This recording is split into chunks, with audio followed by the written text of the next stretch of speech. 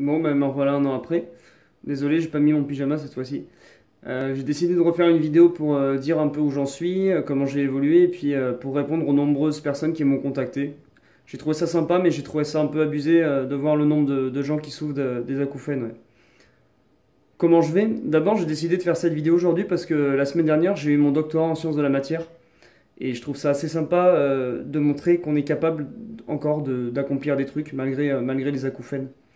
J'ai réussi à rédiger mon manuscrit sans faire des nuits de moins de 7 heures, comme la légende le voudrait. Et j'ai passé la soutenance sans me faire dessus, donc c'est bien. Au niveau des symptômes, j'ai toujours des sifflements et des craquements. Par contre, il y a plein de symptômes que j'ai plus, et quand je les énumère, je me rends compte qu'au début, c'était vraiment l'enfer.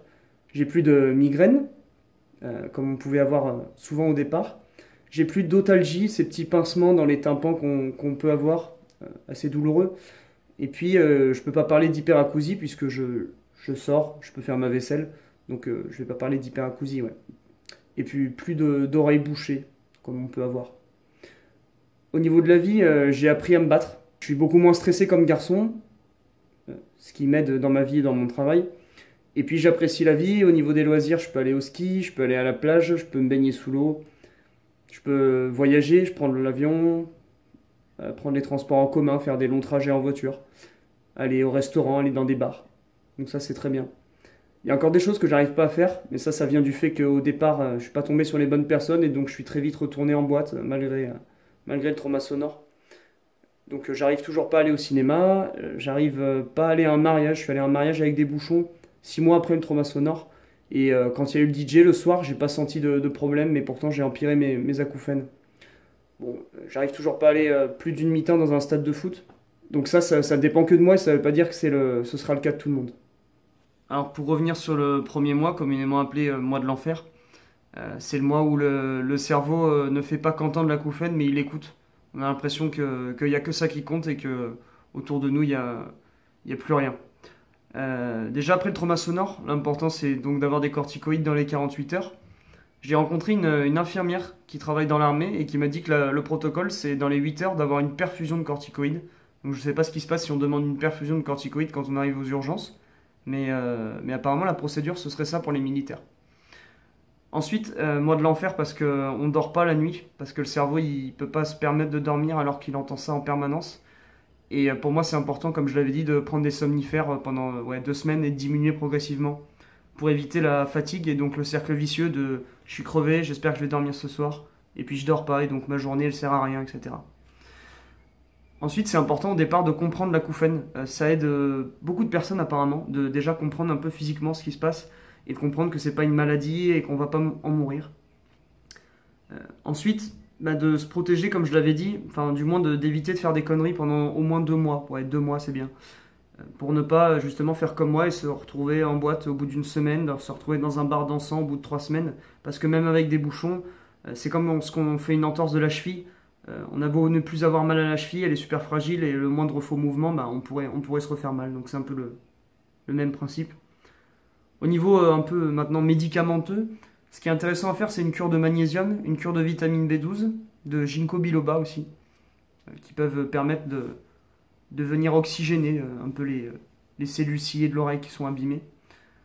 Et encore une fois, pour moi, les anxiolytiques, c'est intéressant parce que j'ai appris que la molécule, elle agit sur les mêmes récepteurs que ceux du glutamate, qui est responsable de l'échange en fait, de l'information sous forme chimique en message électrique pour le cerveau du son. Et du coup, les anxiolytiques, en plus, ça a un effet un peu décontracturant, notamment pour le muscle tenseur du tympan qui est vachement contracté après le trauma sonore. Donc je pense que c'est quand même une option sympa, non, mais qui est intéressante sur ce premier mois un peu difficile. J'ai remarqué que finalement, dans tous les gens qui m'ont contacté, j'ai beau donner beaucoup de conseils, c'est vrai que maintenant, je m'en souviens, ce premier mois, on est au fond du seau et même s'il y a plein de pistes à explorer, on n'a pas la force de le faire. Et donc pour moi, c'est important d'être accompagné par peut-être son conjoint ou par quelqu'un de sa famille, qui au départ va prendre les rendez-vous, je sais pas moi, chez l'ostéopathe, etc., à notre place, parce qu'on n'a pas la force pour au départ, quand on ait tous les outils en main, et que petit à petit, quand on reprend espoir et goût à la vie, qu'on puisse se battre de nous-mêmes. Et quelque chose qui est super intéressant, c'est, moi j'ai la chance parce que je suis sur Toulouse en ce moment, c'est de se rapprocher des ORL spécialistes qu'il y a dans notre région. Parce que non seulement ils comprennent un peu plus ce qu'on a, mais également ils vont nous donner des adresses de gens qui sont habitués à travailler avec des gens qui ont des acouphènes. Et ça c'est bien parce que on a beau faire ostéopathie, encore une fois c'est un exemple, mais ce qui est intéressant c'est de voir des gens qui le font pour l'acouphène, et donc de pas trop perdre son temps. Donc ça je trouve ça super important également. Donc en parlant des 6 premiers mois, ces 6 premiers mois, le but c'est de combattre la lésion physique qui crée l'acouphène. Du coup, dans un premier temps, il y a l'ostéopathie. Donc moi j'ai fait pas mal d'ostéopathie avec beaucoup d'ostéopathes différents, et notamment ces derniers temps avec des ostéopathes spécialisés pour l'acouphène, pour les problèmes d'occlusion de la mâchoire, de malocclusion de la mâchoire, etc. Alors pour moi ça n'a pas fonctionné, mais c'est quand même une piste vachement intéressante. Pareillement, il y a l'acupuncture. J'en fais encore en ce moment. Et je suis avec un acupuncteur qui a l'habitude de travailler avec des patients acouphéniques. Donc encore une fois, c'est toutes ces adresses que j'ai eues grâce au pôle ORL acouphène de Toulouse. Ensuite, il y aurait l'homéopathie, donc comme j'en parlais, avec les quininum ou le natrum. Et puis des plantes que j'ai tentées, bacopa, kudzu, spiruline. J'ai pas vu d'effet, mais encore une fois, je suis persuadé que pour des gens, ça peut fonctionner. Donc c'est des pistes en plus à explorer. Se passer de l'huile d'amande douce dans le conduit auditif avec un coton-tige, ça c'est un des seuls trucs sur lequel je vois un effet sur mes acouphènes. Et puis j'ai essayé des médicaments qui viennent cibler ces récepteurs dont je parlais. Avec notamment, j'ai essayé l'Aotal, qui est un médicament qui est pris par les alcooliques. Et bon, pour moi ça n'a pas fonctionné, mais j'ai persévéré 3 mois et je pense que c'est une piste aussi, une piste à explorer. La sophrologie aussi, ça aide beaucoup, alors pas forcément par rapport à l'acouphène, mais pour gérer un peu son stress de la vie quotidienne. Moi, c'est quelque chose que je continue parce que vraiment, ça m'a apporté beaucoup. Donc, voilà, encore une fois, une option intéressante. Ensuite, bien, après ces 6 premiers mois, il est dit que l'acouphène, c'est plus le message maintenant qui est enregistré par le cerveau, alors qu'il n'y a pas forcément de lésions physiques résiduelles. Du coup, là, le but, c'est de venir essayer de rééduquer son cerveau par diverses techniques. Alors, la première, je ne sais pas si ça se voit ici. En fait, je porte des générateurs de bruit blanc qui donc ont pour but de m'envoyer un chut permanent. Le principe, c'est un peu, quand on allume une bougie dans la nuit, eh bien, elle nous éblouit. Mais par contre, si on allume la bougie dans le jour, eh bien, on la voit beaucoup moins. Et pour le générateur de bruit blanc et l'acouphène, c'est un peu pareil, c'est de venir noyer le cerveau un peu et lui faire croire que le silence, c'est ce chut permanent qui fait qu'au bout d'un moment, le ressenti de l'acouphène, il sera plus faible. Donc ça c'est pareil avec un audioprothésiste qui travaille avec le pôle ORL spécialisé dans les acouphènes ici à Toulouse. L'hypnose aussi, qui est une technique intéressante. Donc j'en ai fait, là je vais bientôt arrêter, parce que pour moi ça n'a pas d'effet bénéfique, mais encore une fois, il y a des gens qui ont guéri grâce à l'hypnose. Donc encore une fois, essayer de se rapprocher de gens qui font de l'hypnose et qui ont déjà traité des gens qui ont les acouphènes. J'ai fait l'acquisition de CD Stop Acouphènes d'une personne, donc je vais essayer de ne pas citer, que j'ai trouvé sur internet, et qui a pour but de faire 1 heure d'écoute tous les jours. Alors c'est pas facile, j'arrive pas à dégager toujours 1 heure pour écouter, mais qui a pour but de rééduquer le cerveau avec ils appellent neurostimulation, donc plusieurs fréquences un peu aléatoires pour essayer de perturber un peu le schéma qu'a enregistré le cerveau pour l'acouphène.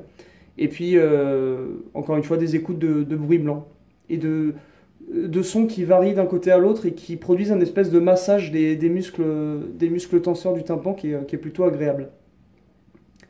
Dans les autres options, je vais tenter dans 2 semaines un traitement qui est basé sur les protéodies que j'ai trouvé avec un ORL qui est situé à Nîmes.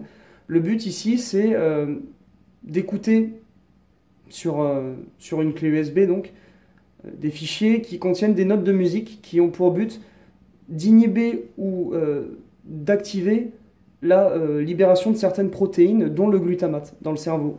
Et apparemment, il y a eu déjà du succès pour cette méthode. Donc ça, je vais tenter, ça coûte à peu près 200 €, donc ça reste correct. Et puis dans les méthodes un peu plus chères, il y a un centre à La Rochelle qui a ouvert et qui propose 2 thérapies. Une pour l'hyperacousie, qui a l'air d'être très efficace. Je regarde souvent sur les forums un peu le retour des patients qui font cette thérapie. qui en fait propose une rééducation encore une fois par le son. Sauf que pour ce traitement-là, il faut quand même être disponible pour aller dans ce centre qui est un centre d'audioprothésiste, hein, je crois au départ. Et donc il faut être assez disponible et ça prend 3 mois le traitement avec un certain coût. On trouve facilement sur internet, ça s'appelle la méthode, je vais pas la citer, mais on trouve sur internet. Franchement, je vous souhaite bon courage si vous souffrez des acouphènes. Je sais que c'est méga frustrant parce que j'ai dit plein de choses qui coûtent de l'argent. C'est vrai que depuis 1 an et demi, je mets plus d'argent de côté. Mais voilà, c'est un combat. Et je suis persuadé que la recherche avance et que on finira par avoir une victoire au bout.